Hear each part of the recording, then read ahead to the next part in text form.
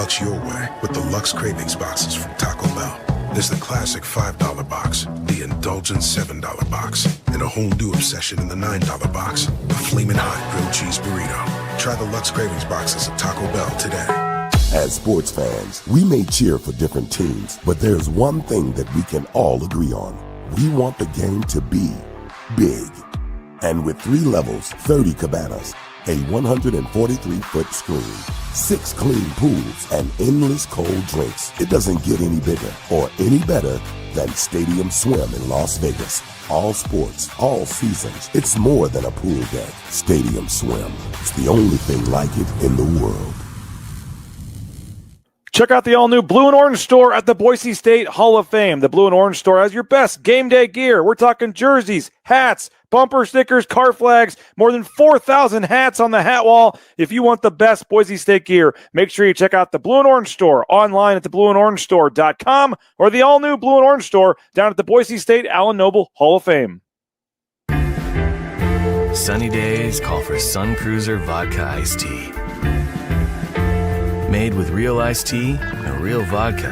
Refreshing and goes down smooth. Let the good times cruise with Sun Cruiser.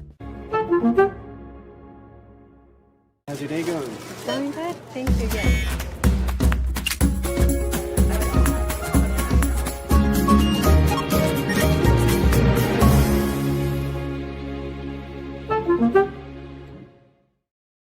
When I want Boise State to win, I trust Coach Rice to lead the Broncos to victory. And when I want the best painting and garage floor coating, I trust rowpaint.com to get that job done right.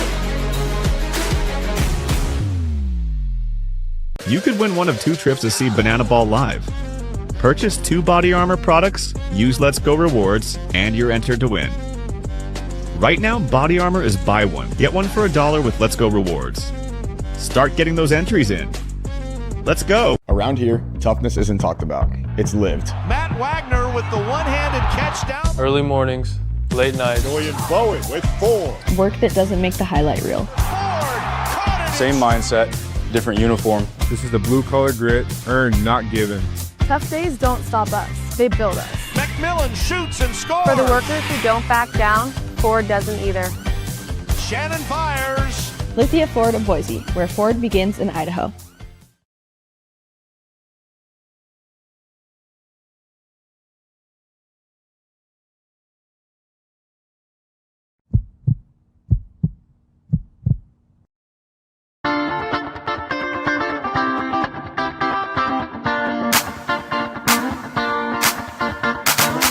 This is Bronco Nation News Live. The best interviews, the most informed opinions, the latest breaking news, all from the top Boise State insiders. Bronco Nation News Live is the only daily show that talks nothing but Boise State sports. And we do it with you. Give us your comments or questions in the ICCU YouTube chat. Or leave us a voicemail on the Signature Roofing voice inbox at speakpipe.com/BNN.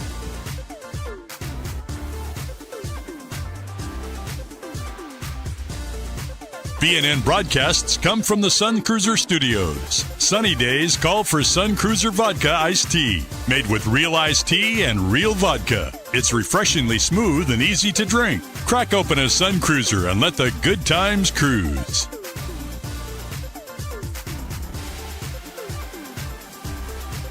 Bronco Nation News is presented by our title sponsor, Lithia Ford of Boise, and our major sponsors, Taco Bell, Idaho Central Credit Union, RoadPaint.com, and the Blue and Orange Store.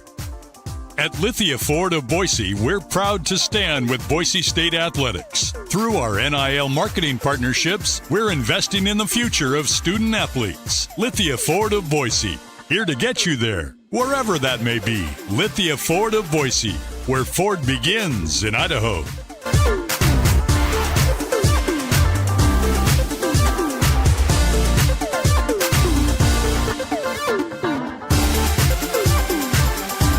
Broadcasting from the Sun Cruiser Studios, here's BJ Rains with another edition of Bronco Nation News Live.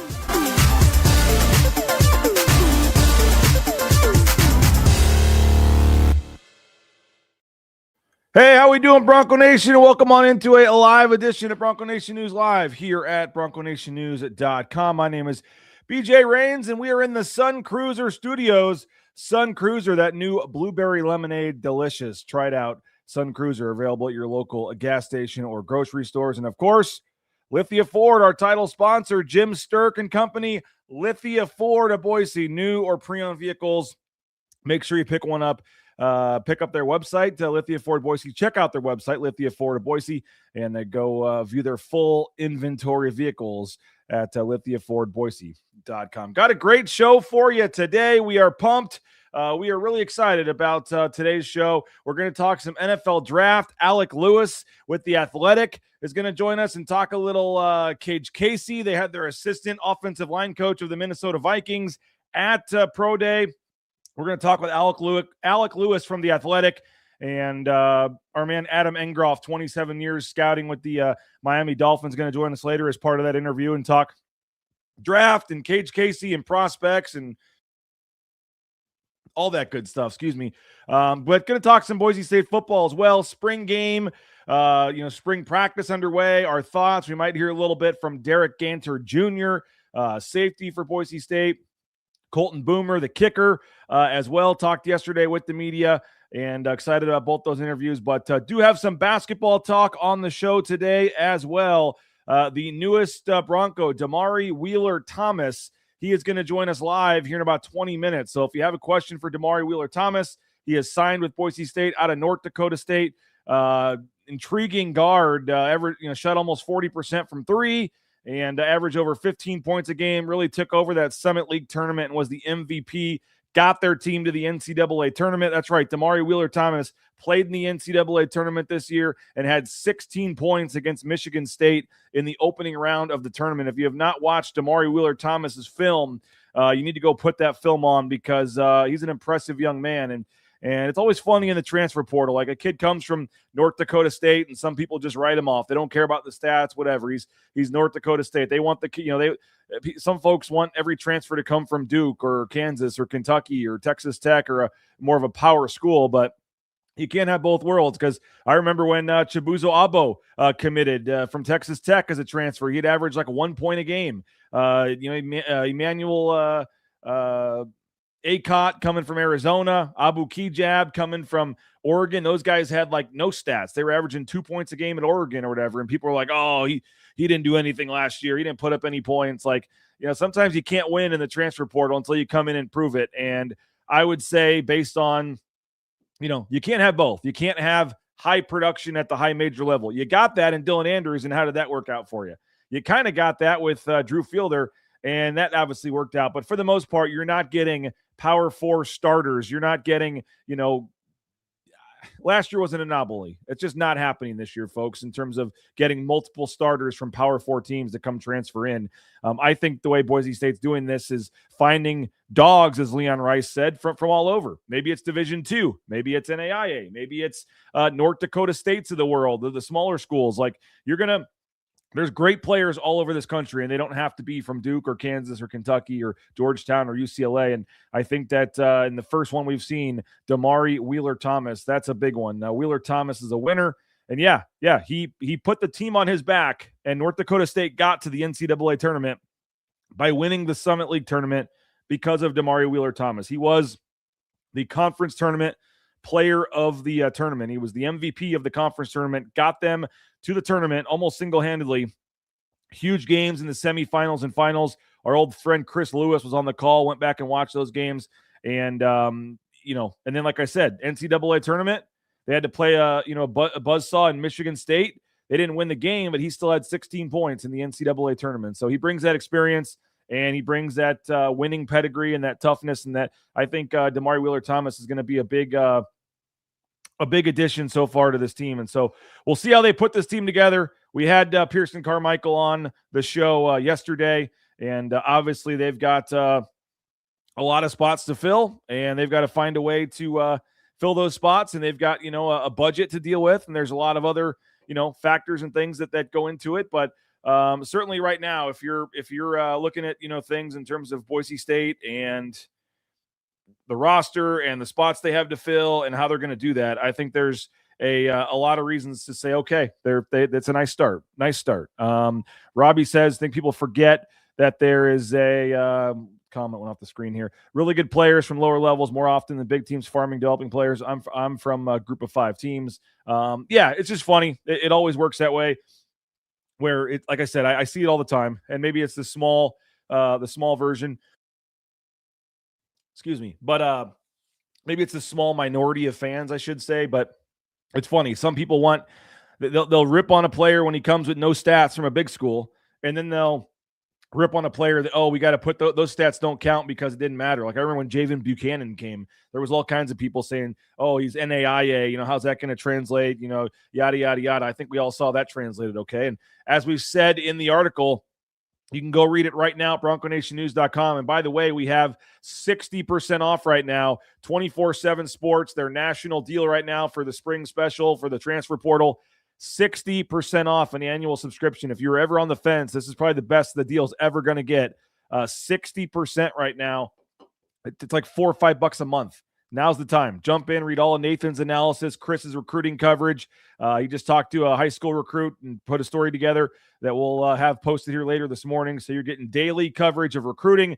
Nobody covers recruiting like Chris. Nobody provides the analysis and the numbers and the analytics like Nathan Carroll. And then nobody has columns and opinions like Prater. So I'm just the outsider, extra guy here doing these shows and writing some. But those guys are bringing the reason for your subscription. And I'm not knocking anybody else in town. But, if you want consistent daily coverage, home, road, recruiting, everything, it's we got you at BroncoNationNews.com. And right now, 60% off. You can get a subscription for 60% off at BroncoNationNews.com. So we'd love for you to jump on board and support our efforts for that. But what I was getting at is if you read Nathan Carroll's article on Damari Wheeler-Thomas, you will see that he put together 23 Division I transfers Leon Rice has had, and 17 of the 23 have been considered, hits or home runs. So positives on 17 of the 23 transfers that Boise State has added in. So when you talk about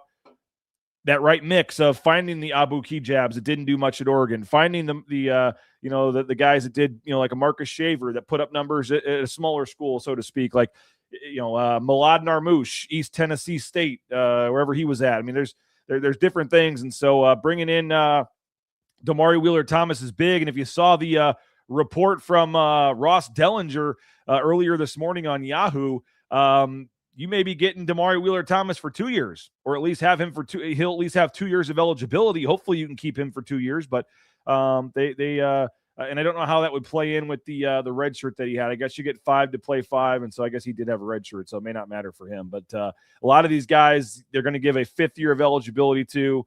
I don't know if it'll impact this year. I don't know how you can in June just say, if you just finish, you still get another year. Maybe they will, but I would suspect this is mostly going to impact future classes. And I guess I forgot about the red shirt. So talking live on the air, workshopping this, I don't think Damari Wheeler-Thomas would have another year because he did red shirt a year for his injury. But you get 5 years to play 5, no waivers, no red shirts. You just get 5 years. If you're hurt for 3 of the 5 years, you only get to play the other 2. You can't get 3 more years and play 8 years. We don't need 9-year college players, 6, 7-year college players. It's interesting. They're going to give you 5 for 5. So for the guys that can stay healthy and produce, you get 5 years. Would you have loved to have Tyson Degenhart and Alvaro Cardenas together for another year? Would have loved it. That would have been awesome. But guys like RJ Keene, other guys that get hurt, things happen. Sorry, you don't get. You just get 5 years. They give you the one freebie. If you're healthy, you can play with it. If you're not, sorry. So I think it'll, for the most part, probably be seen as a positive, but there are going to be some guys that it will negatively impact that deal with injuries and things like that. I think the transfer, thing is a bigger thing they got to figure out. The one-time transfer, I'm cool with one freebie, but after that, I don't know. I think it's just too chaotic right now. I mean, over half the players in college basketball, I think I saw, are either in or expected to be in the portal. Half of college basketball is going to be in the portal. I mean, it's crazy. Look at San Diego State. They're losing more guys. Farrell Compton just went in the portal, who, by the way, I think would be a great fit for Boise State when you talk about what they need in the dogs. But I don't know if that's going to be able to happen or not. But San Diego State's losing guys. New Mexico's losing guys. Everybody's losing guys. I said over half the players in college basketball are in or expected to be in the portal. Just absolute chaos. So that's the rule I'd like to see mess with a little bit. But I do think that the 5-5 is probably a nice way to start. I just don't know if you can get it done in time for this year's class. I just don't. But again, Damari Wheeler-Thomas is a nice start. Somebody is kind of putting tea leaves together and things. There was a post from Lazarick Houston, a guard from Central Missouri, I believe, Division II, retweeted a post from Bon Bom. I think they have a connection in Nebraska, maybe, or both from Nebraska. I don't know if that's a connection, or I don't know if Lazarick Houston is a guy to keep an eye on here or what. But this is the new day and age of recruiting and reporting. You're seeing who are guys retweeting and stuff. There could be nothing there. There could be something there. I don't know, but they're obviously looking. They have 3 or 4 more spots to fill. They've got to get a big guy, at least one big guy, probably 2 big guys. And the problem is the big guys cost a lot of money in the portal. You're going to be spending a lot of your money on big guys. But they could use a shooter. They could use another guard for sure. I know I saw Nathan Carroll. I love Nathan, but he had, NATO penciled into the starting lineup next year. Right now, yes. But I'm not sold yet on NATO as a starter. I think Damari Wheeler-Thomas is a nice start, but if you can go get another guard like him and have 2 of those guys, that can shoot well from the outside, but also create their own shot, get to the rim. If you could find another, Damari Wheeler-Thomas type, I think that would be big. Shouldn't we have more money than ever to spend? The budget went up and you lost all your high-priced players, no doubt. But also the price is going up for the players. Drew Fielder, again, you got him for $300,000 last year. It would have cost you $2 million. Someone's going to give Drew Fielder $2 million. So the price is also going up on these players. I think, Brad, if I remember right, you're not a big Leon fan. Typically your questions are more in that direction, if I remember right, and that's fine. But the inflation, the cost is going up. The big man market is just out of control. It's higher than it's ever been in terms of what it costs to get players. So yes, Boise State does have more money than ever to spend. They have what I've said is close to $3.5 million. That's almost $1 million more than last year, but also prices are going up on guys. So still waiting to hear on NATO, still waiting to hear on Spencer Aarons. Have not heard about either of those guys yet, NATO or Aarons, and if they're going to be back. But if that's the 2 announcements we're waiting on, and if you can get NATO and Aarons both back, and you have Carmichael, you have Bunn, you have Ethan Lathan, and then you can go get, 4 guys out of the transfer portal. 4 or 5 guys. I think you have a chance to rebuild this roster. So a lot of work to go, but Damari Wheeler-Thomas is a very nice start. We'll continue to monitor Twitter, hourly, every minute, daily, whatever, to check and see what other guys Boise State's attached to or tied to. We are still waiting on Bowie. Julian Bowie. Have not heard or seen an announcement on that either. In my opinion, get a younger big man and that costs less if possible, and throw a bag at Isaiah Harwell. I would love Isaiah Harwell. He'd be a perfect off guard for this team. I have no, at one point when he first was going to go in the portal, I heard that there was going to be interest on at least, on both sides. Maybe even some initial conversations had taken place. I don't know. And again, that's, through not directly, because that's illegal, through other communications or other ways or family members. I don't know, but he would be great. I think he'd be perfect. 5-star guy, come in here and put up big numbers and really do some things that they need. I just don't know how much of their $3.5 million they're willing to allocate. Would you pay $1.5 million? Would you pay half your budget to get Isaiah Harwell, or would you rather have, 2 guys for that could split that for half that cost, or 3 guys? It just depends. It's a budget. It's a money game. They've only got a certain amount of money, and we'll see kind of which direction they decide to go. But I would be on board with it if they could make it work. I still think, Gonzaga was a finalist before. Maybe he ends up going to Gonzaga. I don't know. But I think if you could get Isaiah Harwell, 5-star kid from Pocatello, that would certainly be huge. All right, so Damari Wheeler-Thomas is going to join us in about 10 minutes. We'll keep the basketball discussion going. I do want to talk a little football. Derek Ganter Jr., let's hear a couple minutes from him. And as I mentioned, Alec Lewis from The Athletic, and he'll join us at 10 o'clock to talk about Kage Casey and some other prospects in the draft as we continue to get you closer for the NFL draft here in a couple of weeks. But Lithia Ford of Boise, online, lithiafordboise.com, new or pre-owned vehicles. Now is the time. Lithia Ford of Boise. They got the NIL deals. They're helping everybody out at Boise State. Return the favor. New, pre-owned, never a better time. Lithia Ford of Boise. Check them out online, lithiafordboise.com. I mentioned the new blueberry lemonade, the newest flavor from Sun Cruiser. Tremendous stuff. It's so delicious. Blueberry, strawberry lemonade, pink lemonade. You can get them at your local gas station or grocery store. They're now starting to come out with 12 packs. No carbonation, low carb, low calorie, and just tremendous stuff. The iced tea vodkas, the lemonade vodkas. Pick up a Sun Cruiser today. Hey, ICCU, Idaho Central Credit Union. There's a branch pretty much on every corner, but the easiest, that mobile e-branch online banking right there in your smartphone. Check out Idaho Central Credit Union. Pearson Carmichael back for another year. We appreciate ICCU. Rain's family, happy we made the switch. You'll be happy if you make the switch as well. And they're giving a ton of money to local charities and things. They've always been a big supporter in terms of helping us out with charitable donations and things. So check them out. Idaho Central Credit Union online, ICCU.com. And if you want to go to Banana Ball and you didn't win the lottery, 2 chances with Banana Ball. You can go see the Bananas play in Eugene, Oregon, Autzen Stadium against the Party Animals, or right here in Boise, the Tailgaters and the Party Animals.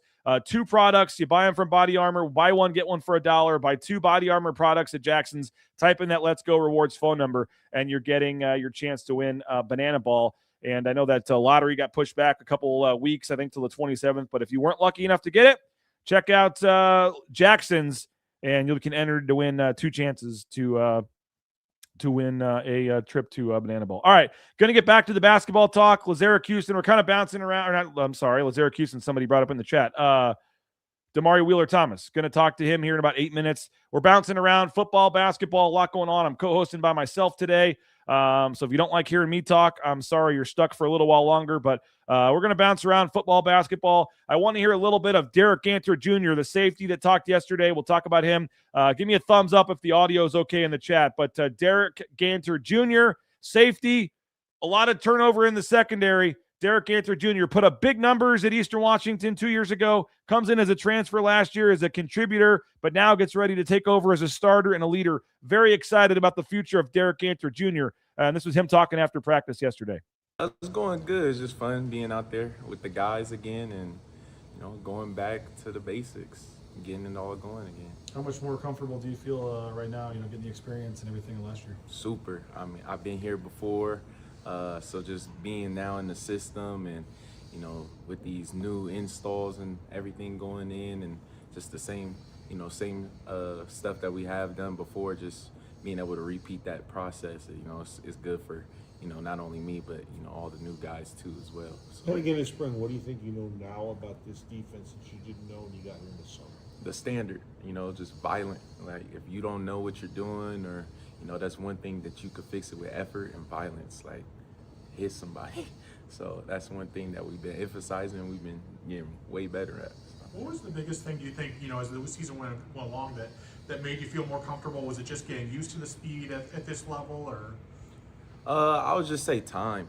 I knew it. I feel like football is football, whether, wherever you're at, whether it's in the NFL, college, high school, but obviously the speed, does change. But for me, I just needed, I feel like some time and, ultimately the coaches, had to make their decisions or whatnot. But yeah, I feel like for me, I just needed time and, I feel great now. So. Was there a moment where it just clicked for you?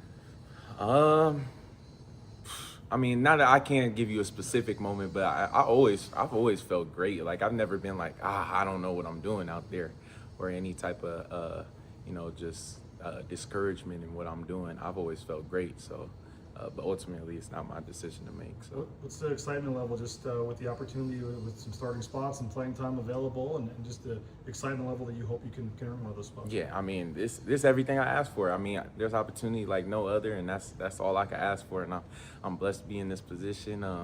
Me and the guys, we come in and compete in every day, and like this is what we do. So I'm having fun, and I'm just so happy to be here. Okay. What do you think about Coach Brown? Oh, Coach TB, man, I'm so happy that we got him, man. I've been around a couple coaches since I've been in college, and TB, he like no other. So, he's been a blessing in our room, and we're gonna thrive off him. I'm so happy that we got him. What has he helped you with the most, do you think? As far as, has there been any tip? Has there been anything that maybe you think has helped to translate to your game? Yeah, I mean, he's more, we're getting into the foundation of what it is to be a DB, like to where technique and the fundamentals of stuff. And like, if you don't have that, then the scheme doesn't really matter. So he gets into, what really matters the most. And then after that, then that's when you could be the playmaker you are inside of your shoes. Let's just going off all of that, new coach, everyone's listed as a DB, all the turnover. How are you viewing this spring? What are your goals? What do you look to get out of, by the end of April? Yeah, I mean, just to submit, show my teammates that I am who I say I am. My teammates know what I'm capable of. They look at, some of them, they starting to look at me as a leader. And so just stepping into that new role and showing everybody, showcasing what I always know that I could do. And as time moves on, you're on that incline. So continue to, just keep building up and getting better every day. I mean, when you got here, like you said, people are now looking to you as a leader among the bigger names in the room. Mm-hmm. Did you expect that even a year ago when you first got here, that you'd be in this position as a leader?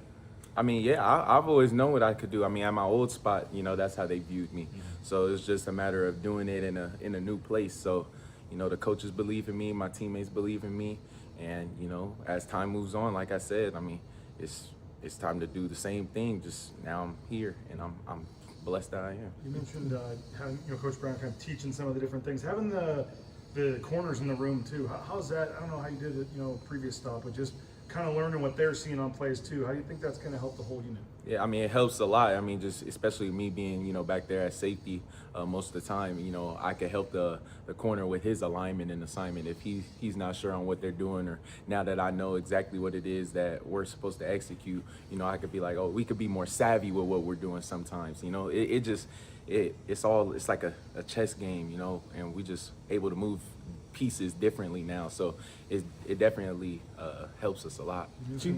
All right, Derek Ganter Jr. there speaking with the media yesterday. That full interview is up on BroncoNationNews.com's YouTube channel. It's in our message boards as well. He looked bigger, by the way. Didn't get a chance to ask him, but looks like, I remember talking to him last year. It seems like he's put on some weight. Derek Ganter Jr. got a chance to be a really big piece to this defense back there. When you lose Ty Benefield, Zion Washington, and now we're seeing Zion maybe a little undervalued with some of the things he's put up. And now his NFL draft stock's rising a little bit. So Zion Washington, naming all the guys they lost, Jeremiah Irby, Marion McCoy. I mean, that secondary is going to look a lot different next season. And certainly they're going to need guys like Derek Ganter Jr. to step up, and certainly, pretty well-spoken young man, and looks like he's ready to make a big impact this year. So we'll see what he can do. But again, that full interview, Derek Ganter Jr., also Colton Boomer, the kicker, is up at BroncoNationNews.com on the YouTube channel and on our message boards on the website. All right, Damari Wheeler-Thomas going to join us in just a second. Talk to the newest Bronco. If you have a question for Damari, now's a chance to get that loaded up in the chat, and we'll get to that. But do want to thank Taco Bell. TacoBellWorks.com. Check them out. Local Treasure Valley Taco Bell locations. The Crunchy Chicken Cantina Tacos, all the breakfast quesadillas and items. And my kids just love the good old-fashioned cheesy roll-ups. So Taco Bell, support a Treasure Valley Taco Bell location today. And delicious, affordable, quick, everything you want in a quote-unquote fast food meal. Taco Bell. Visit a Treasure Valley Taco Bell location today. Hey, the Blue and Orange Store online, theblueandorangestore.com. You need that Boise State gear. They'll be having that Damari Wheeler-Thomas jersey ready here shortly here, but they can customize any jersey, name, number, and minutes.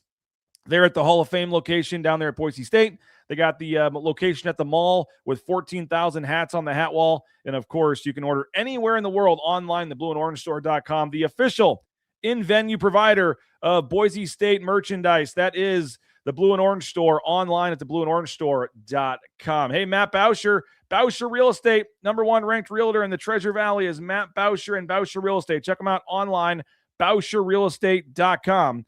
Again, Matt Bauscher, Bauscher Real Estate. Check them out online, Bauscher Real Estate. We bought and sold our home using Matt and his team. It was tremendous customer service every step of the way. So if you are looking to buy or sell a home in the Boise area, Matt Bauscher has you covered online at BauscherRealEstate.com. And I want to thank rowpaint.com as well. Rowpaint.com, you can get 20% off right now, whether it's interior, exterior painting. Check out rowpaint.com. They got that concrete coatings for a day project as well. So rowpaint.com, we appreciate them for their support of Bronco Nation News. All right, I've been teasing this for a while. We are very excited, thankful. The newest Bronco, everybody in Bronco Nation's been super excited about this one. North Dakota State's Damari Wheeler-Thomas joining the Broncos, and he's nice enough to join us here on Bronco Nation News. Damari, how we doing, man? What's up, my guy? How you doing? I'm doing pretty good, man. This is point guard Damari Wheeler-Thomas here coming on with us. Hey, can you angle your camera down just a little bit, so if you don't mind, so everybody can see it? There we go. Welcome, man. Welcome to Boise. Welcome to Bronco Nation News. I know you were on with Jay Tuss the other day when this became official, but excited to get you on, and a lot of fans in the chat already super excited here. Damari, welcome to the family. All kinds of great comments coming in. What's it been like in the couple days since this announcement has kind of gone public, man? It's been smooth. Definitely a lot of love from the Boise fans for sure. Normally, I don't even respond to DMs, but, you got to in a situation like that, a lot of love for sure. Now, you were the graduate transfer. You went in the portal a little early. So this kind of quietly was happening behind the scenes. I think you even came out to Boise. What was it about just kind of wanting to, I don't want to say get this over with early, but I mean, we're seeing 2,000 plus players in the portal right now, how crazy this was. Who knows if, who else would have come in if you kind of wait this thing out. But obviously you saw something, you're happy in Boise. Like, take us through your thought process here and kind of getting this done, nice and quick. Yeah, my thought process, I got with my agent. I told him, I was like, if we like what we're seeing and like what we're hearing, we might as well get it done. You know what I mean? Obviously, there's a lot of programs that were coming into the mix, and I know what could have, but like, I'm big on, the family vibe and all that. And I feel like Boise got all that for me, So how did it work in terms of you entering the portal, and then who reached out and how'd that connection go? And then tell us about, the visit and just the whole process and when it kind of clicked for you that, this is it. Yeah. When I entered, I was able to enter early. So right after our season finished, I was able to enter, and, I got some P4 interests. I got some, what do you call it? I got some Mountain West interests and then other Pac-12 interests. And I told my agent, I was like, Boise sounds like a great situation. You know what I mean? So I wanted that to be my first visit when they came in the mix. You know what I mean? And I got with Lexus, had a great conversation with Lexus, had a great conversation with Coach Leon, Coach Burns, very funny. You feel me? Great, nothing but great talks. And I got out there on the visit and I was like, you know what? It sounds like a great situation for me. The people here care about the players and stuff like that. Like, we might as well try and get this done, Now, Coach Burns is great now, but that first time you don't get that stick hand up on defense, he's going to let you hear it, man. Yeah, I heard all about it, man. I heard all about it. No. So what you said, it sounded like a great situation, like that you wanted to be the first visit. Why was that? What'd you hear, or what was about it that you thought was a good spot for you? Yeah, I think it's one, Coach Leon obviously sounds like he's a big players coach. You know what I mean? There's not every staff that coaches are really like that, and even me talking to I talked to Dylan Andrews on my visit, you know what I mean? And I talked to Alvaro from the year before, you know what I mean? Talking to those two guys. And I think that was big for me, because obviously I hear from the staff how great the coaching staff is when it comes to the players, but hearing it from two PGs that came there for 1 year, you know what I mean? It was very big for me. And the visit was nice as well. Ray took care of me. That boy, we had a nice time out there, and it was really good. What were you? I mean, everyone says it's always, I was expecting it to be potatoes and all this stuff when I came out there, never been to Idaho. But what's in terms of, I don't know if you did any research, but just what were you thinking of Boise, Idaho, man? What did you thought about it? And then, like you said, when you got to experience downtown and the city and everything, how different was it than what you thought? Yeah, it was definitely different than what I thought, for sure. I'll tell you that. But it seems like it's not too different from here, just bigger, and it's a bigger city for sure, and more people. So I was like, you know what, it looks like a good situation, good people. And when I went downtown, the people showed love and stuff like that. You can tell everybody cares, about Boise athletics. So that was cool for me to see. Let's see here. A lot of different comments coming in. Do you have a nickname, or does Bronco Nation need to come up with one for you? People call me Mari, or they say DWT, one of the two. Okay. All right. Let's see. Are there any guards in the new Pac-12 that scare you? Nah. What kind of question is that? Not scared of 130? nobody. Come on. Nah, that's not how we roll. Did you take any other visits, or was that it? Nah, yeah, this was my only visit. I had 2 or 3 that I was thinking about taking, and I let obviously I talked with Lexus. Me and Lexus were getting real close, and he asked me, and I told him, I was like, yeah, we're probably gonna visit. You know what I mean? But since we both know that that's gonna happen, I know they're bringing people on visits. They know I was going on visits. And I ended up talking to Coach Leon, and Coach Leon was really rocking with me, and I was really rocking with him. So we just got it done. I told my agent there was no need. Is it as I mentioned, how the craziness now? I think like half the players in college basketball are in the portal, and I know sometimes people tell you what you might get, and then they get out there and realize it's not always as good as it seems, and all that. I mean, just to now be sitting back with your feet propped up, and you can watch all this play out, and you got your spot, and you got everything done. I mean, it's got to be a pretty good feeling. Yeah, it's definitely a good feeling because obviously, for sure, some situations tell you this, and that, but you go with your gut and feel that you like really trust. You know what I mean? And I feel like with Boise, that's everything I need. So what other schools were hard on you? Or were you thinking about? Yeah, I low key. I think the visit I was gonna take next was either High Point or San Diego State. You know what I mean? Those two, because High Point, situation with point guards is really good, as y'all seen. Like they just played, and then San Diego State lost a lot of guys. You know what I mean? So I think those are gonna be like the next two. But other than that, once I realized Boise was there, I was like, you know what? Let's. I wasn't even worried about the other schools. And now you're obviously going to be playing San Diego State next year, and in this Pac-12, kind of history around here, going to the Pac-12 for Boise State. I'm not sure. I don't remember on your picture in your jersey if they already had the Pac-12 logo on there or not. But what, just being a part of history here, and the first kind of Boise State team to go play in the Pac-12 and get to play Gonzaga and all these teams. I mean, what was that part? Was that a cool? I know it's not the reason, but was that a cool kind of side part of this? Yeah, I think the Pac-12 would be a good conference to play in and compete at a high level. And, I feel like I can bring it at a high level just like I did here. It's a great situation for me for sure. Now, Surf City Bill has a good point here. He says, terrible weather in San Diego. You made the right choice here. We actually do get pretty good weather in Boise, actually. It's beautiful in the spring and fall time. Can you dunk over Leon? I probably could. Not right now, though. Give me like 2 weeks. give me like 2 weeks to get my legs right. What type of players do you gel with, D-Ray says? So what type of players kind of help bring out the best in your game? Mm-hmm. I'd definitely say any players. You know what I mean? There's no certain type. Obviously I'm a smaller guard, so if I can have a lob threat, it makes stuff easier. You know what I mean? And then obviously shooters are always around. So just regular stuff. Now, when the season ended, Leon came out. The season obviously last year didn't go very well, and he kind of said, we're visiting with Damari Wheeler-Thomas here, new transfer for Boise State basketball. But he said this phrase that kind of stuck out there, but he said, we got to go find some dogs. He said, we need some guys that are just going to do whatever it takes, fight, defense, offense, scrappy guys, just going to do whatever it takes to get it done and help this team win. He said they didn't have enough dogs last year. Can you consider yourself a dog? Yeah, man, you got to be, though. I'm 6 foot nothing. I'm not 6'5" out there. You know what I mean? So you got to find other ways to do everything other than just score the ball and play defense, the 50-50 plays and all that kind of stuff. That's big.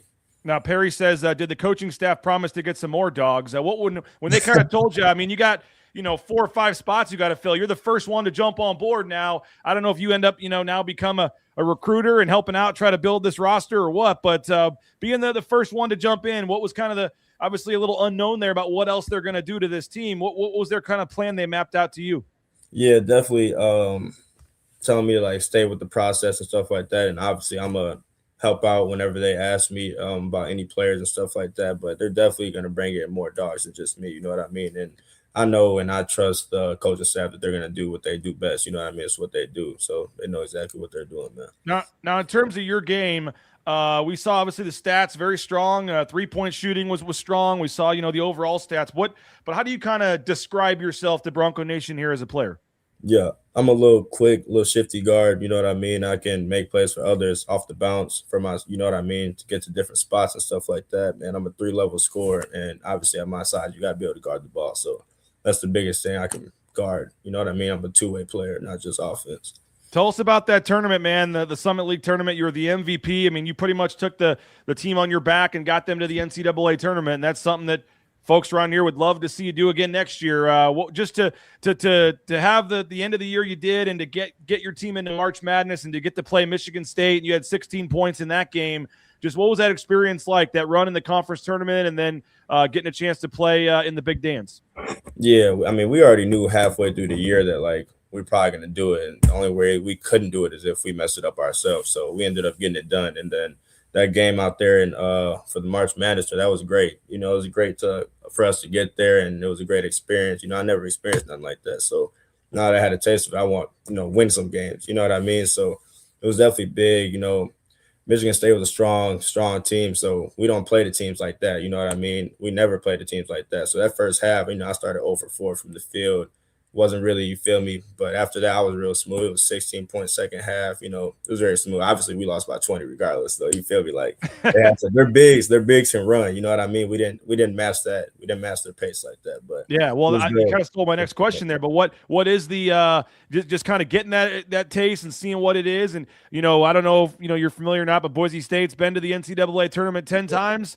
And they haven't come out away with a win yet, and that's a big deal around here. Trying to get that first win in program history in March Madness. How much will that drive you this year to maybe be a part of history? And now you've tasted it, you know what it takes to get there. How much do you want to get back there again? Oh, definitely want to get back there again. And just like this past year, part of history, I'm trying to be a part of history at Boise as well. You know what I mean? And I know the coaching staff wants the same thing. All right, see if there's any other question. Lexus Williams, big time guy. Now you're from, how far north of Chicago are you from? I'm probably like 45 minutes from Chicago. So do you like identify as kind of a Chicagoan or no? I just say suburbs of Chicago. I don't even claim Chicago, to be honest. Okay, all right. But I don't know if you know this or not, but Boise State does have a pretty strong history of guards from Chicago. Obviously, Lexus. They've had some other ones as well, going back to Derek Marks. One of the best players in program history was from the Chicago area. So, what is it about? I know you don't maybe necessarily claim Chicago, but that area, suburb, Chicago, all that kind of stuff. What is it about growing up there and stuff that makes you guys great players? Yeah, I think it's that dog mentality like you were talking about, because I'm a suburban kid, not no city kid. So city kids think they are that, you feel me? They always going to be like that, you know what I mean? But the fact that I'm, competing with them and even, rising above it every time. So just stay with it. I bet the other kids did the same thing. Like Ray J. Dennis was nice, you know what I mean? He was real nice. Lexus was nice, you know what I mean? Like it all is how it is. Well, Derek Marks, I mean, he's still playing overseas somewhere, Romania or something, and he's top 5 scorer in program history that was when I first got here, like 2013, 2014. I mean, yeah, you can play a long time. But have you played Lexus in one-on-one yet? No, I haven't. I'm going to get him, though. Okay, all right. He's still doing some stuff with the scout team or whatever. You can get out there and ball a little bit still. I heard he still got some, too. His I don't know if you heard, but he had a game-winning half quarter against Oregon, and they show that on the little intro video before the starting lineups or whatever. Oregon had the longest home court winning streak in the nation until Lexus Williams dropped one from behind half court at the buzzer. Yeah, I saw the clip. They was talking about Pritchard scored that play, and then Lexus came down and hit that. Yeah. Yep. Any favorite NBA players? Speaking of Pritchard, I like Pritchard and I like Kyrie. Pritchard's game's kind of like mine, except for I'm more of like a little bit explosive off the bounce, but he's real talented with that ball in his hands and can get to his spots, so that's big time. And he's a small guard, So what area, I mean, where can you kind of take your game to the next level? I know you've obviously had a nice career here. Every year you've kind of gotten better and better, but is there, areas in the next 4 or 5 months here that you've identified, this coaching staff has identified that you're going to focus on to really try to take your game to that next level?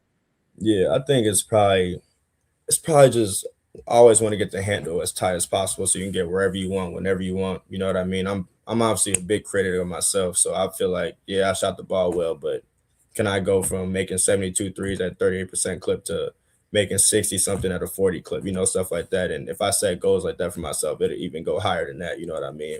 So little stuff like that. And obviously, I got to shoot the free throw percent better. I probably shot like 78 this year. I've never shot that bad from free throw, you know what I mean? Like, I need to be 80 plus, hopefully 90 plus, like stuff like that. All that little stuff matters, and finishing at the rim for sure, because my efficiency wasn't where I wanted it to be, I was playing all ball. Trying to go negative. I was going to maybe bring that up, but I was like, we're having a great time here. I ain't going to go to the negative. But if you want to find one area, and I know stats are stats. I didn't watch every one of your games, not going to lie. Yeah. But in terms of the percentages, you could get to the rim pretty much with ease. Yeah. What was kind of going on there on some of those that maybe you couldn't finish, and how do you work on that? I definitely say it's just the work, one. And two, I was off ball a lot more than I'm used to. So it was definitely a comfort thing for me. I wasn't really used to it too much. So when I'm getting in there off the bounce, like off the catch instead of me bringing it, what I mean? It's a little different. But I definitely, no excuses, got to get better at that for sure. I need a bigger year. Yeah, and obviously the 3-point percentages there. We've seen the assists are there. How are you on defense? Oh, I'm solid on defense, man. You gotta be solid on defense. If anything, they say the defense overrules everything else, but obviously can always grow. I think my off-ball defense probably can definitely grow depending on what we do defensively, because I'm not too familiar with how we do things defensively here, but I know every school has a different little philosophy for how they do things. So I gotta get accustomed to everything. And final thing or two here, Damari Wheeler-Thomas, we appreciate your time. But, Coach Rice is big on culture, and they're big on the program and we over me type stuff. I mean, how they're real big on just the culture. Leon even wrote kind of a small book about it that he has in his office just on culture and finding the right guys that kind of fit what they're trying to do here. How much do they kind of sell you on that? What'd you hear that fits in that? And how much do you think you fit on a team that's got a real strong culture here? Yeah, I told Coach Leon that that's literally how it is here, and that's why I liked, me coming from here to there, because here they don't play about culture, you know what I mean? Especially like they're big with that with our football and basketball team here. Like we say the right guys, don't be the nice guy, be the right guy, you know what I mean? So the fact that Coach Leon started talking about culture, I smiled and I was like, bro, this is just like Dave. It's just like Coach Dave, bro. But yeah, I think it's a big thing for sure, because I know there's a lot of programs in the country that you probably get there to locker rooms, locker rooms what it is, and it's not good for the team and stuff like that, So the fact that they take culture serious is, a big deal. They call them our kind of guys out here, OKGs, and so they got you on there. What are your hobbies in your downtime?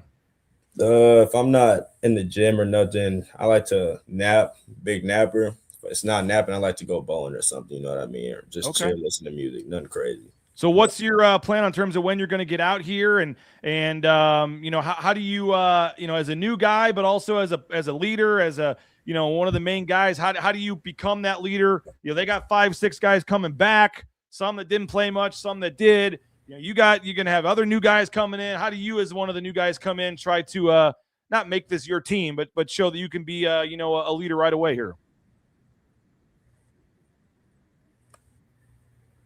Did I lose you for a second? You there, Damari? Yeah. It's definitely like the little regular stuff, you know what I mean? Short like that, and just like that, everybody, kind of follows the lead when it comes to stuff like that. But yeah, it's not even like a big thing, like a big talk or nothing like that. It just ends up happening, you know what I mean? So nothing crazy with that. But that's definitely the big thing, especially with me being a point guard. When are you? I don't know if it's your internet or mine that's going out a little bit. I don't know if you can still hear me or not. But when are you planning to come out to Boise? Be able to lead on and off the court, but all right, we might. All right, you there? Your internet's a little spotty here, Damari. When are you planning to come out to Boise? All right, we may be. We may be losing Damari here. I'm not sure.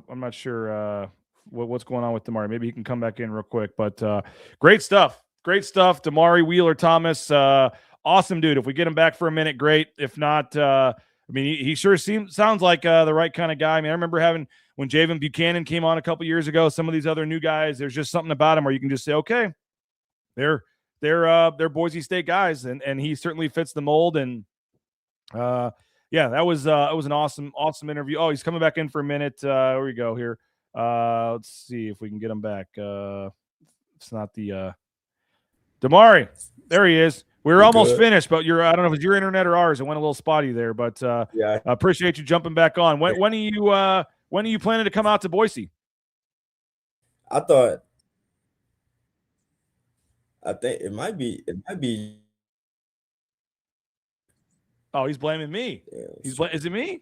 You guys let me know here. I'm not sure if it's me or him. I don't know who it is. I think it's him. The Wheeler dealer. He is awesome. Wow. Glad he's on board. Yeah, great stuff there from Damari Wheeler-Thomas. So appreciate him for jumping on. Sorry that the internet went out there at the end. But if he's going to be your starting point guard next year, sounds like Boise State, Bronco Nation, you got a good one there. We're probably going to be hearing from him a lot. It seems like he's going to be one of those team leaders and looking forward to that. And so, great. We're going to try one more time. Damari, gotcha. Yeah, I can hear you. All right, we were almost done with you anyway, man. I appreciate your time, but I was just wondering what is the plan on when you're going to get out here? Yeah, I'm pretty sure I'm coming up around the 8th, something like that, somewhere around that time. And me and my mom maybe drive up there. So that'll be a 24-hour drive or something like that. But I'll probably have a stop at a hotel or something and make sure we got a hotel. But yeah. Well, I'm from St. Louis, man. I drove up when I moved out here. I drove straight from St. Louis and had to stop somewhere in Utah or somewhere. So yeah, don't do it in one day, man. Don't do it in one day. What's your final thing for you, man? What's just your message for Bronco Nation, man? They've heard from you. They're obviously excited to have you out here. What's kind of your message to the fans, your message to Bronco Nation about your excitement level to join this program and your goals, and any kind of just parting words that you have about why folks should be excited about you coming in and this team next year?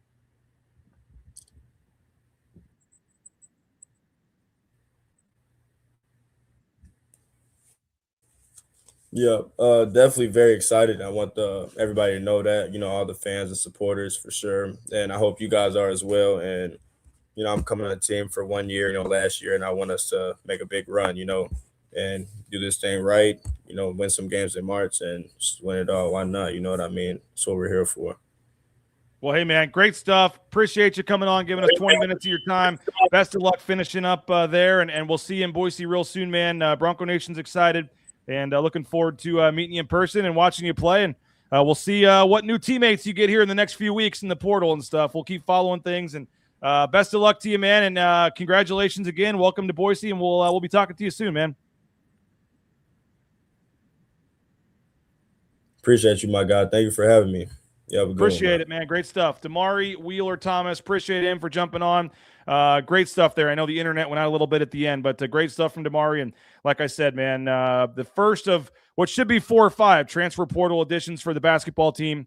And great stuff there. Looking forward to getting him out to Boise. And he said the 8th or 9th. I assume he's talking June, but maybe, maybe May. I don't know. That'd be a month from now. I'm not sure when he finishes up school there and things like that, but we'll have to find out on that. All right. Going to get back to the NFL draft. Kage Casey talk here in a couple of minutes.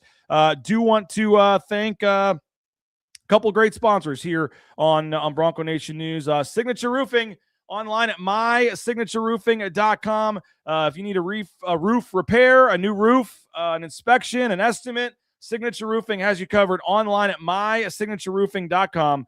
All your roofing needs, Signature Roofing online at mysignatureroofing.com. Hey, if you need a fence, Element Fencing has you covered. Decks, pergolas, fences, elementfencing.com. Cedar, wrought iron, vinyl, they can do it all. 25 plus years, Brady and his staff in the fencing business. They're ready to help you build that project from the ground up, and they'll be sponsoring our defensive player of the game come football season. But Element Fencing, 631-2790. Check them out at elementfencing.com and tell them you heard about it on Bronco Nation News. Ridley's Family Markets, shop ridleys.com. Don't go to the big conglomerate national chains. Think local. Think somebody that's a big supporter of the local community, and that's Ridley's Family Markets. Shop ridleys.com. Check them out, shopridleys.com. Ridley's Family Markets. They are ready to help you out. Great friendly staff, great prices.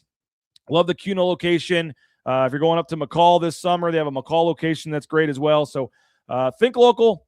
Think Ridley's Family Markets online at shopridleys.com. And if you need a new job, how about Transportation Compliance Service? Transcompservice.com. They can help you get into the trucking industry every step of the way. Transportation Compliance Service. Check them out. Transcompservice.com. It's a local company helping out folks all over the world, and they can help you get into the trucking industry at Transportation Compliance Service online at transcompservice.com. All right. Appreciate Adam Engroff, 27 years in the scouting department with the Miami Dolphins. We do this once a week. And Adam, appreciate you for jumping on. We got the draft is quickly approaching here, man. And appreciate you coming on. How we doing? Good. BJ, how are you doing this morning? I'm doing good. Angle your camera down a little bit more there. We're kind of seeing your, there we go. Perfect. Appreciate it. We're going to have a friend of yours, Alec Lewis from The Athletic, coming on here in a couple of minutes. He covers the NFL in general, but the Minnesota Vikings, and obviously they had their assistant offensive line coach at at Pro Day. So we're going to talk to Alec Lewis from The Athletic in a couple minutes. But we are 3 weeks from the draft here. What is happening in terms of scouting and meetings, and how are teams putting draft boards together? Are those already done? Or what is the homework, the back work being done by scouts? What's going on 3 weeks before the draft here for teams? Well, pretty much the Pro Day circuit is now finished here. That finishes the first week of April. So teams have all the information as far as height, weight, speed, measurables, things that they need. Right now, players are going on visits to facilities. We call them 30 visits, where they're getting to know the coaching staff better. Sometimes they're doing some medical checkups with the team doctors, and a lot of the non-combine players that teams like are going on visits to these teams to get a physical on them, because you can't draft a player without a physical. So if there's a player you want to draft, you need to bring him in. So that's going on, and then meetings are following up. You're kind of fine-tuning your board. Then you get about a week out from the draft, and it kind of settles down, and then that's when all the gossip starts and the trades. And once you start getting that area, and if you get on, ESPN or Fox Sports, when those draft guys starting to talk, that's when they're starting to finally hear the real information, and then that stuff means a little bit more than it did earlier in the year. Now, I saw that Zion Washington, safety from Boise State, got invited to the local day for the Dallas Cowboys there, I believe. He's from the Texas area. I don't remember if we talked about him with you or with who, but, I mean, he had a 41.5-inch vertical, ran a really good 40 time as well, and, was a multi-year starter at Boise State, but didn't necessarily put up, big-time numbers, and obviously was playing alongside Ty Benefield, who got a lot of the hype. But those kind of pro day numbers for, if where you're just across the board putting up numbers that would have been as good as anybody at the combine, and now he gets the look with the Cowboys. Would you assume a guy like that's at least, I'm not saying he's going to get drafted, but he maybe had gone from a fringe guy to somebody that's at least going to get into a camp now? Oh, yeah. Yeah. Teams always want to take a chance on high weight speed athletes that have some potential. Zion's career was a little up and down. The consistency always wasn't there on tape, but the athletic traits are there to work with. And, that helps out all the teams that are in certain cities. If you're from that area, that team's allowed to host you for a pro day. So when we were in Miami, we had a huge local pro day because a lot of talent down there. So he'll get an opportunity there, and hopefully he takes advantage of it. But yes, a player like that with the athletic traits, that's what you want to work with, at least as a free agent at minimum. Now, what are the players, I guess, are just working out and waiting for that call? And I know there's a different kind of shape you got to be in, right, for a pro day or a combine than getting into a rookie mini camp or an OTA. So they're more training for football shape now than workout shape, right? Yeah, 100%. And I even tell that to players. Once you get done with the underwear Olympics, as I call it, the combine and pro days, you need to turn your gear or turn your focus into getting ready for football and conditioning and running routes, defensive line. Because, right after the draft's over, a lot of teams have mini camps, and then you're right into it. And then a week later, you're doing summer workouts with the team. So no one cares what you jumped in the vertical or broad jump anymore. Now you gotta put it on the field. The workout numbers just kind of get the attention of the team, and but once they're done with that, a lot of guys will never run a 40 again. What for you in terms of this year's draft? Where do you see, and we can talk to Alec Lewis about this as well, but what do you see as the positions of strength, and what are some of where is the draft light in terms of some of these positions? My opinion, I think there's a lot of good safeties, a lot of good safeties in there. I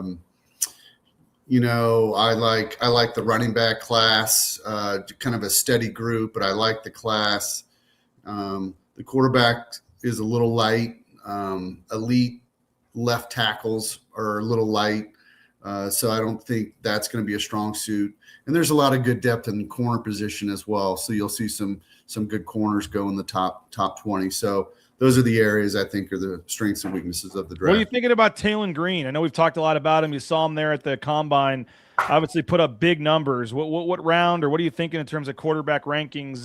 Because you get into, again, stats versus potential versus how they test. I mean, there's all different ways to rank them. Where do you see Taylon Green in his NFL future?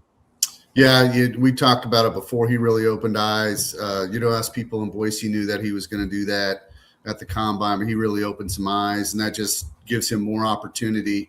I still think he's kind of a mid-round type guy, a lottery ticket type person. Someone wants to work with the athlete. Just depends on athletically, what scheme he goes to. I'm sorry, schematically, not athletically. Schematically, he goes to as a quarterback. And I know teams will just want to work with a raw athlete. So I still think he'll get drafted. I just wouldn't expect to see him go in the first 3 rounds. All right, back locally here, Braxton Feely put up 38 reps on the bench press. He's a little undersized for a D lineman. He said all the right things in his interview after Pro Day. Said, "Hey, I'm ready to show folks that I can make up for that size." But how hard is it for NFL teams, especially at a position like D tackle? And maybe it's not hard, but I mean, when you are undersized and you don't have some of the measurables, how much more do you have to overcome? And is 38 reps on the bench press enough to maybe overcome some of that when it gets to teams considering either a late round pick or a free agent spot with a guy like Braxton Feely? Obviously, it's outstanding. He did 38. Does that move the needle a ton as far as a D line? No, not really. It comes down to size, speed, and arm length in the defensive tackle. He is a very good football player, and he's actually an excellent football player. He's a really good athlete. He's just small. So he'll have to go to a scheme that allows for you to get upfield instead of occupy blocks and try to play big inside. So the teams that run a one-gap scheme where they ask the D lineman to get upfield and to get into gaps instead of occupy blocks, those are the teams that will have interest in him. Again, he plays hard. He's a great kid. He's athletic. He can run. It's just he's small and has short arms. So I doubt he will get drafted, but he'll definitely get a free agent opportunity, and he'll go to one of those teams that plays the one-gap scheme I just mentioned. Did you send our guest the link? You were supposed to, so he's got it, but I can. He's probably waiting then because I sent it to you and thought you were going to send it to him, so blame me. No. My bad. If you want to send it to him, my bad. Alec Lewis from The Athletic is going to join us here, and I was supposed to send him the link and didn't, so that's on me. Would he be the first QB? No, he would not, because technically Ryan Finley started at Boise State a couple games. Then when he transferred with Drinkwitz out to NC State, I believe Ryan Finley was like a fifth or sixth round pick, so he was technically the first quarterback drafted that did play at Boise State. So Taylon Green would be the second, I guess, technically correct. None have been drafted out of Boise State, but Finley went to NC State and started at Boise State. I should have looked this up and I forgot. Is Brett Rippon still on the practice squad for the Vikings? He's bouncing around. Do they even have practice squads or rosters, or how does that work in this time of year? You're not on a practice squad this time of year. You're on the active roster, but you just sign as a reserve. I believe he is with someone. According to ESPN and all this, he's still with the Vikings, so we can ask our guest about that. But he'll know. Yeah, he knows everything. Let's see. How much football focuses on measurements. I get it's important from an outside view. Just kind of odd. We've talked about this. We've talked about this a couple of times. Just how crazy some of that stuff is. And we do have our special guest, Alec Lewis from The Athletic. Alec, I apologize. I thought he was sending you the link. He thought I was sending the link. So I looked up and it was 10:02, and then I realized I screwed up. So I apologize. How you doing, man? Well, it's obviously Adam's fault. I mean, it's new to radio, the media game, so I didn't expect the link to come immediately. I'm good. Thanks for having me. Great to be here. Looking forward to talking whatever you guys want. We're kind of weaving different ways. We were just talking off. Is Brett Rippon still with the Vikings? Brett, I believe his contract just kind of ran out, but Brett was one of my guys. Like Brett could break down quarterback stuff at a really high level, at a really fun level. So we always I was bugging him about scheme and everything, and we enjoyed it. We stay in touch. So hopefully he's back for my sake. He's been, his list of teams he's been with now is getting up there, but he's one of the all-time greats here at Boise State, and everyone is obviously still following his career. Whenever he decides to hang it up, he's got coaching, I think, in his, following that Kellen Moore path. He's going to be a coach at some point down the road. I wish he would get more of a chance to play. He's just kind of the backup. Your boy Blaine Gabbard, or not Gabbard, who's the backup from Mizzou that just goes around. Chase Daniel made like $100 million just being a backup quarterback, but Blaine Gabbard made a lot of money being a backup as well. Yeah, I mean, Mizzou, Drew Lock is making that money now, so it's really become the pipeline if you want great backup quarterback play. Brett Rippon, I will say this, like last training camp, he got some opportunity. He looked probably better than Sam Howell, who was originally going to be the backup. And then the Vikings ended up acquiring Carson Wentz, and he became the backup. And then Brett, I think, found his way to Indianapolis, so was behind Daniel Jones, had some familiarity, and then worked with that staff over there. But he had a lot of good things to say about that Colts offense, and then came back and got to be back in comfort zone with Minnesota. So now, Alec, when I was doing my research last night, getting ready for the interview today, I almost canceled the interview because I don't know. I did go to a rival school of yours, so we may have a little bit of beef here for the next 10 minutes. We'll try to put it aside, but I'm actually from St. Louis, though. My mom went to Mizzou, so I don't hate Mizzou maybe quite as much as some Kansas fans do, but rock chalk. Well, the funny thing for me, and I went to Kansas State, BJ, so I really hate KU. Well, I was going to say, you guys have the Sunflower Showdown, but the funny thing for me, and Adam knows this, I'm from Alabama originally. So, like, I go to Mizzou. I think this was, right after they made the SEC championship a couple seasons, like 2014, maybe 2013. So I got there in 15, and like they never played Kansas, so I never got that rivalry. So one of those, all right. You listen to people who had graduated 10 years earlier, and they're rambling about the rivalry. I grew up with Alabama Auburn, so it just never felt. It just felt different. It is sad that that generation. So you're way younger than I guess, but all right. So Kage Casey, we were talking about him, prospect from Boise State, left tackle. And the assistant offensive line coach for the Vikings was out at his pro day. Obviously, the Vikings, Ezra Cleveland was a Boise State product that played there before he got traded. Alexander Madison, running back, played for the Vikings, obviously. And then, before he left, there is some history. We mentioned Brett Rippon with Boise State and the Vikings. But what do you make of their need on the offensive line and Kage Casey? I think I saw your boy at The Athletic, Dane Brugler, had him listed as the 10th best guard of the class with a 4th or 5th round grade. Obviously played left tackle at Boise State, but did some guard and center reps at the pro day. But what do you think of the possible match there with Kage Casey with the assistant O-line coach coming out the pro day? Yeah, it's interesting. I hadn't watched him, obviously, before I knew I was going to hop on with you guys. And I told Adam I was just watching right before. And I pulled up the game against Notre Dame. So I think that was early this past season. And he was playing left tackle in that game. And I thought, a couple of things stand out to me immediately. Notre Dame ran at least in the first probably 30 snaps that I watched. Notre Dame ran at least 5 TE stunts, and Kage looked totally comfortable picking that stuff up. And so, and Adam can correct me if I'm ridiculous with it, but I'm always thinking with the O-line, it's like, there's the size speed, but there's also like the processing ability. I don't think ever gets talked about in terms of like how quick can your brain react to certain hand placements and hand movements, and how quick can you decipher moving bodies in front of you. And that really stood out to me immediately. As far as like athletic traits and movement ability, he did it is a little reminiscent of kind of some of the guards that I've seen here. Like it's a little Blake Brandelish, not that size, but a guy here. You guys mentioned Ezra Cleveland, so that would be kind of a name that I've seen here. The Vikings are in an interesting spot where they're 2 tackles. I wouldn't say they're in flux, but it's kind of like an interesting situation. Christian Darrisaw who was an elite left tackle before he tore his ACL in the 2024 season, came back last year, missed a ton of games, pulled himself out of some games. It was an interesting situation.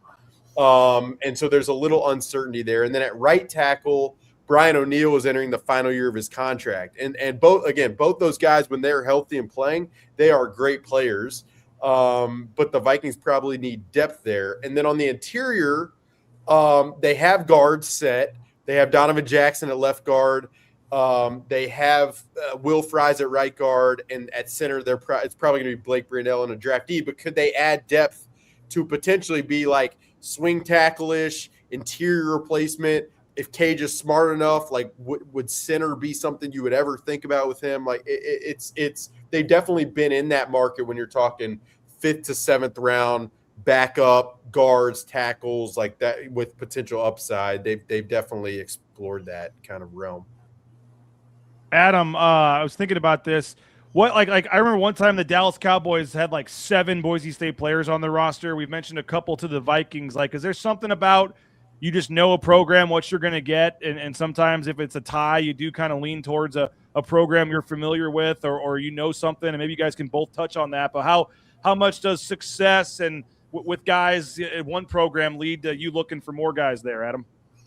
I think with the Cowboys, that was kind of coincidental. All those players they drafted were really good players, and so they were probably high on their board. So it's coincidental. Of course, being up here, I had a few more information than, other guys on Boise players. So, we've drafted some guys as well. And J.J. was a really good player for us until his knees gave out, and that's why he lasted until the 5th round. So I think that's more coincidental.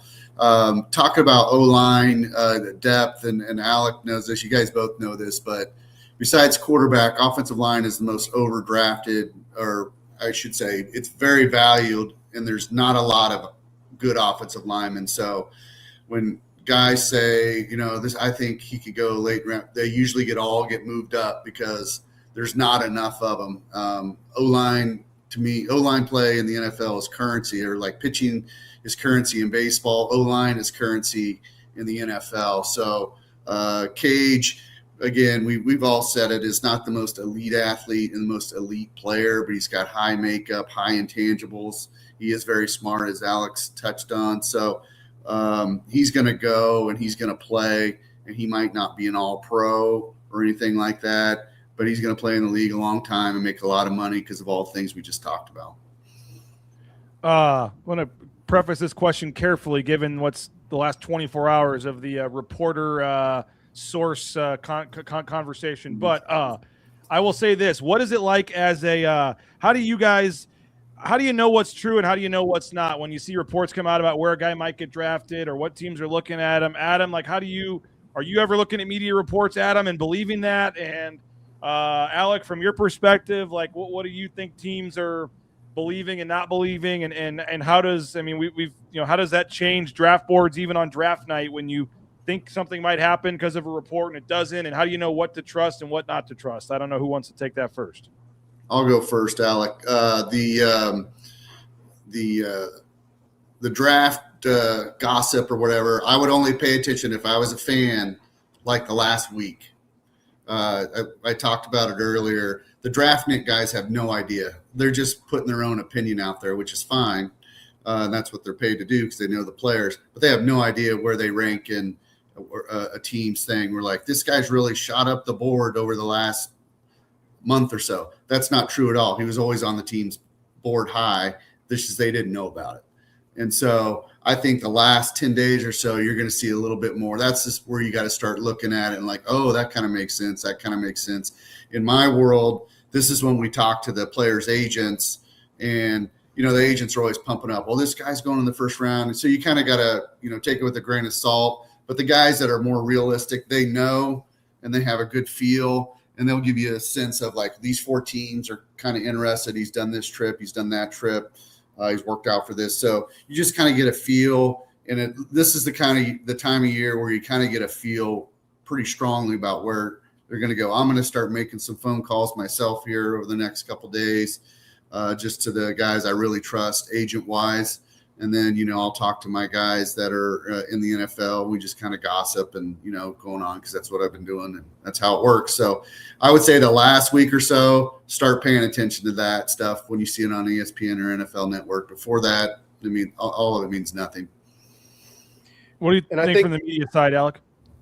Yeah, I mean, the way I would kind of describe this is like there's levels of how well you know somebody in terms of like certain agents. Again, for me, and as a younger person, like I'm in the industry at the combine, if I meet someone one time and we exchange numbers, then the idea that they're just going to give me all of the factual information, I mean, it really depends on the level of the relationship. And there are some people where, you just have a level of trust or friendship or what have you to just kind of shoot it without stepping on toes in many ways. Like, I'll give you a great example. Earlier this week, I'm thinking about where the Vikings are going to pick, who is going to be in play, the players I know they've gone to see at pro days, the players I know that, they really like internally. So I was texting with a certain agent about it. And to Adam's point, he's like, well, that guy's not going to be there at 49.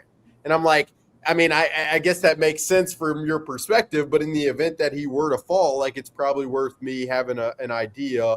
And so from the media side, you're always gauging, like, what is my level of relationship with this person? And what level of trust do we have? And that will influence how much I put credence and stock into what they're telling me. And then you just evaluate it over time. Like, Adam is a great example. Known Adam since I covered the Kansas City Royals. He knows what I'm about. He knows the way I'm going to do the job. He knows I'm not really messing around very often. So you think about it over time. If he says, yeah, I really like this player who I had as a second-round pick who ended up going undrafted and then played a pivotal role for 3 seasons, I'm probably going to pay attention a little bit to the evaluation part of it. So that's kind of how I look at it, for better or worse, probably. What excites you about this draft, Alec, overall, when you just think about 3 weeks from tomorrow? Yeah, I think the Vikings have 9 picks, and last year they entered the draft with 4. So I'd start with the fact that the Vikings are going to be picking a fair amount of players. That's more fun for me in terms of covering the draft. I think through every conversation I've had, and Adam can probably speak to this, it feels like the strengths of this draft are like the day 2 area, kind of just the middle portion. Are you going to get the highest upside players in that realm? I don't really know, but can you find starters there? I think that's definitely possible. So I would just say the Vikings are a team that it's a pretty veteran, heavy roster that needs to transition and become younger with more talent. And they have 9 picks to be able to do that. So how they go about trying to make that happen is going to be really fun for me to cover. And I will say, they're doing it with an interim GM. So it's extremely rare. Like this team does not have a GM, full-time GM in place for this upcoming draft, which is pretty crazy. It's pretty interesting. Obviously, the person running it, Rob Brzezinski, has been here for 20 years. So he knows the game. He knows the business. He knows what he's doing. But there's a lot of components from a Viking standpoint that I find fascinating and that will make it fun over the next 2 weeks. I should have done this earlier. I forgot, but I put on my NFL draft hat here. Now I'm ready for the interview. That was last year. Got to go to Green Bay, Ashton Genty. That was fun doing all that. Leighton Vander Esch, 2018. Are you a go to the draft guy, or are you a war? Most of the team guys just stay at the war room, right? And you get the coach and the GM and everybody there. Absolutely, yeah. So I stay in the draft. We have a media room kind of in a bunker in the Vikings facility over in Eagan, Minnesota. So yeah, usually it's just monitoring things. I view the day of the draft. To Adam's point, it's a lot of calls. So you're trying to figure out, okay, what's possible. And then when I would say whittle it down to maybe the Vikings could be after guards, I'm probably trying to get on the phone with Gray Zabel's coaches, with Donovan Jackson's coaches, and have some stuff in the can for if that eventually happens, that I'm ready to roll with the best information that I could possibly have. So that's kind of how I view it. And it's pretty fun. Usually I get – Adam's probably going to laugh at me, but I get like a little nervous on draft day. It's always fun. So I'm like, I'll go play golf or like hit balls in the afternoon to kind of get my mind right. And I don't do anything. So I don't know why, but that's just how I am. Sorry, Adam. Yeah, it's not the guy that might be the second or third pick that's worried. It's the journal. Yeah. It's just like in playoff. Like I covered the Rams Vikings playoff game in 2024 in Glendale, or it was 2025 in January in Glendale, Arizona. And I mean, it was a brutal game. Vikings got smoked, but I mean, that whole day I'm like jazzed up, and it's like, what you just sit behind a computer, man? You're not that important. So I don't know. It is what it is. And we don't really care who wins. I have the same thing. It's like, yeah, you're there to do a job. Boise State was in the Fiesta Bowl, in this college football playoff game, whatever. Yeah, and you're having breakfast, and it feels like, yeah, you're about to go run a marathon or play or something, and you don't really care. Just it is. I know the feeling. Adam, when we just talked draft, we got, I don't know if you have a question for our guest, but if you have any kind of final thoughts on just what we're talking about and being 3 weeks from the draft, and I know we kind of said what's going on 3 weeks before the draft, but what just obviously a big day for these young men, but a more important day for guys like you as scouts to get this right, and what's this kind of just this last final 3 weeks like in terms of, as you said, kind of, sometimes scouts have jobs based on how you do in the draft and things like that. I mean, what's this time like trying to cross your T's and dot your I's and just make sure that you're on point with your evaluations that you're giving to these teams and stuff? I would say the phrase that makes the most sense is hurry up and wait. You just get all this work done, and then you just sit and wait. You wait. The 3 days before the draft are the most boring days for scouts because you already got the board set. There might be some trade talk, but very little of it. There's nothing going on. You go play golf. You go, we had a routine at the Dolphins. We play golf in the morning and then go back, shower, and then come into work. And the draft, draft doesn't start till 8:00 on East Coast. So hurry up and wait. One thing I will say, you guys were touching on it, like the depth of the draft, strengths. We talked about it earlier. The thing that doesn't, I think, get brought up all the time with NIL, revenue share with the players, the depth of the draft is now lower because there's less players in it. More players are staying in school, and so there's less good players in the draft. To me, it's a double-edged sword. It's for the teams and the player, because the players that maybe shouldn't have been coming out for the draft but still go in the 5th or 6th round, those guys are all staying in school now, which is great because they develop their game, they get stronger. And so that's good for the program. It's good for the scouts too, because we get to see them develop, because we'd always say you should go back to school, but they never listen. But now they're going back to school and they're getting better. It just hurts the back end of the draft. Alec talked about the middle there's a lot of good players, but the back end of the draft, there's just not as much depth anymore due to the NIL. So I think that's kind of overlooked in, the draft process with fans and things. Let me ask, I've got one quick one for Adam, just because it's I always love these conversations.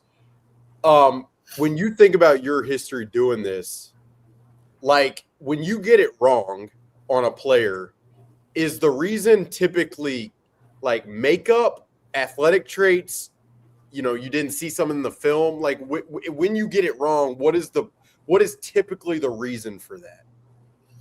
You just hit on it. I think it's the person. It's usually they're not smart enough. They're not, their work ethic's not good, or, unfortunately, sometimes they have a substance abuse problem or something like that where they're addicted. It just affects their lives. So, their friends they hang out with can bring them down. So usually in the end, and we've talked about it before, BJ, like, somebody will say on the draft, well, this guy's falling. I don't know why he's falling. Well, there's usually a reason he's falling. So, I would say you guys all know that. Just yeah, we do. And it's like we know, and like, well, the reason he went the 5th round is, but you don't want to say that out loud. So there is a reason for all that, but 90% of the time, it's the person. You miss on the person. You were told you were sold a bag of goods from a coach who lied to you or just didn't shoot you straight, or maybe the guy interviewed you and conned you. Like, he got through an interview, or, and maybe a perfect example would be like, say this kid is not very smart, but he gets up and talks about Boise State's defense and can talk through it really good. And you're like, oh, this guy's pretty smart. Well, he's been in that defense for 4 years. So he does know that. And then you throw something on him, and then your coach changes. He can't ever figure it out because it took him 4 years to play at Boise State. I'm just making this up, but that can happen. You can be kind of conned into the fact where this guy can learn, but it really takes him a long time, and you don't have a long time in the NFL. Well, there was it Jeremy McNichols on Hard Knocks, I believe, the Boise State running back. Like, he was on Hard Knocks as a rookie, and there was all kinds of talk about that, how he didn't really – and he's obviously stayed in the league and made a nice career. But at the time when he got picked, I remember in that first camp there was people there, and all kinds of stuff came out about Brett Rippon having to tell him to play or all this kind of stuff that maybe had slipped out until he got into camp. And I would say for me, like, the reason I asked that question and I expected that answer is, like, I think when I first started covering the league, when I first started covering baseball, you think of like scouts and you think of like some of them are just the evaluation. And yeah, I do think like Adam will see it more clearly than I could ever dream of seeing on players. But the one thing that I think can be a separator oftentimes for those evaluators is having the real relationships with coaches or people within the building that will give them the real on guys on the person. That that's why some of the scouts are the most successful is because of those relationships. And I know, again, with Adam in particular, like, he'll come visit a certain college or he'll go visit a certain college and there's a coach he's known for 20 years and they're not going to BS. And so that can, really put cross the T's and dot the I's on the evaluation in a way that in the media space you never would be able to. So, that part of it is so fascinating to me, and I think that I've just learned more and more that like good scouts is as much of being able to watch film as it is having the relationship ability to acquire really good information. Yeah, that's why it's tough for teams with younger scouts who just don't know people. They're good scouts. They work hard. They can evaluate. But if you don't know somebody, you can't just walk up to somebody, some coach you never met before, and expect them to be completely honest with you.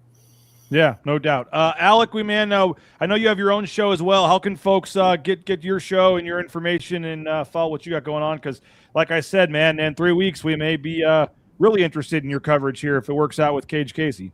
Yeah, absolutely. Thank you guys, first of all, for having me. It's fun. I cover the Vikings for The Athletic, so theathletic.com, where I write way too much probably about the team, but we'll have a lot of draft stuff over the next couple weeks, and then I have my own podcast because I'm a human being, and everyone who is a human being has to have a podcast. And it's called The Alec Lewis Show. Really creative name, but a lot of Vikings talk, and it's fun. It's been a blast covering this team. The fan base. I mean, I'm sure there's pockets of people who watch this show or listen that are Vikings fans, and the people care just crazily about their teams, and I never take that for granted. So, it's fun. It's our very first comment. We go on live at 9. This was at 8:22 this morning. Watching from Minnesota as a Vikings fan also. I'm excited to hear Alec Lewis, the beat writer for the Vikings. Alec, one of the best. Enjoy listening to his podcast, and said, I hope the Vikings draft Kage Casey. Could see him moving him to center or guard. Don't see him as a tackle. But Billy D always watches, and he was super excited because of having you come on. So, Alec, that was nice for your dad to text. Good. That was good, Adam. Nice. Thanks. Yeah. Really hey, man, appreciate both you guys coming on. Always appreciate it. And great stuff. And if Kage Casey or some Boise State guy does go to the Vikings, we'll have to get you on here again in a couple weeks. Anytime, BJ. Thanks for having me. Adam, good to see you. Nice hat. Nice to see you repping. See you guys soon. Thanks, man. Appreciate it, Alec. See you guys. Adam, thanks, man. Always a pleasure and great stuff as always, man. Thanks for doing this as usual, and we'll talk to you next week. Yeah, Alec's one of the best young reporters in the NFL. You'll probably hear about him down the road, being on ESPN or something. So he's a sharp young guy. So he is. Follow him. No doubt. Thanks, Adam. All right, thanks. Bye-bye. Yep. Great stuff from Adam Engroff, as always. 27 years with the Miami Dolphins. Great job bringing on some guests and things. And that was an interesting conversation. Yeah, when you talk about what's real, what's not real, what reporters are getting is real, what the teams think is real, or what is actually out there. And we'll continue to analyze the draft here over the next couple of weeks. And we're going to hopefully get Kage on again and get Braxton Feely and all these guys on draft week and really kind of dive into the NFL draft coverage coming up next couple of weeks as we get you closer to the draft coming up in Pittsburgh, I believe, here in about in a couple of weeks. So appreciate I guess 2 weeks. I said 3. I guess it's only 2 weeks away. I don't know why I keep saying 3. 15th, 22nd, 23rd, 25th. Yeah, it's 2 weeks away. I've been a week off. It's coming even faster than before we know it. So we'll get those guys on, Zion Washington and those guys. And appreciate Alec and also Adam for making that happen. So thanks to Damari Wheeler-Thomas. If you came in late and missed the beginning of that interview, new Boise State basketball player, Damari Wheeler-Thomas, North Dakota State transfer. You can find that online. And as I said, we appreciate you guys that have subscribed. 60% off is our current deal right now. Spring special with the portal opening. We got recruiting coverage, basketball coverage, football coverage, spring ball's going on. We'll be out at practice tomorrow. 60% off right now. If you're on the fence, help support us. Subscribe. It's like $4 or $5 a month. We'd love to have you join the Bronco Nation News community. And we're part of the 24/7 sports community, so you get access to all their recruiting coverage as well at 24/7 Sports. So thanks to all of our guests. Thanks to all of our sponsors. Go get a Sun Cruiser this weekend. Try that new blueberry lemonade flavor. And, of course, if you're looking for a new or pre-owned vehicle, Lithia Ford of Boise, right there on Fairview Avenue in Boise. They got you covered. Great deals right now. And they're taking care of Coach D and a lot of the staff and players. And so you name it. There's not a bigger supporter out there than Jim Sturck and Lithia Ford of Boise. So return the favor. Support our title sponsor when you're ready to make that next purchase. And I always say this, but when you support a sponsor, take a photo. Let us know. Let them know. But certainly send us a photo and post it on social media, or let us know if that you had luck and success buying a vehicle from Jim or any of the other great sponsors. So we love to let them know that their advertising is working. So appreciate you guys. Have a great rest of your day. If any news breaks, we'll have it at bronconationnews.com. The message board's been popping with some good chat lately. You can come join that as well and to keep the discussion going there. And otherwise, you can join us tomorrow. Don't know the time yet. Maybe early, maybe late with practice going on tomorrow. We'll let you know. But appreciate all of you. Have a great day. We'll talk to you at 9 a.m. tomorrow unless news breaks before on Bronco Nation News, bronconationnews.com. Take care.